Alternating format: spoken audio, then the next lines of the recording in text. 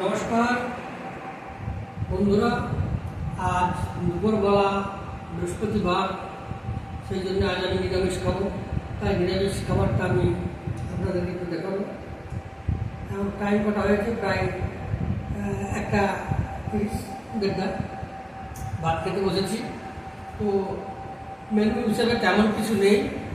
এই করলা ভাজা, আলু ভাজা আছে, তার সঙ্গে একটা পোস্ত আছে, আলু পোস্ত, টক দই, আর এখানে আমার প্রিয় সবজি কোচমুলো বেগুন দিয়ে একটা তৈরি সবজি, আমার খুব ভালো লাগে।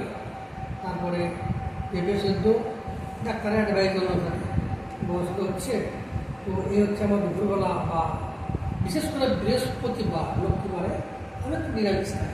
প্রতিদিন মাছ মাংস তো খাই, আমরা হয় খেতেই থাকি, বাট ঠাকুরের বা গুরু দীক্ষা নিয়েছিলাম বৃহস্পতিবারে, চেষ্টা করি সবজি খাওয়ার। তো আশা করি আপনারা ভালো আছেন, ভালো থাকুন, শরীরের প্রতি লক্ষ্য রাখুন, স্বাস্থ্য সম্পর্কে জানেন বলি। এখন আর কিছু বলছি না, খাওয়ার পর্ব শেষ হোক, পরে আবার ভিডিও করবো, আপনাদেরকে জানাবো। ধন্যবাদ।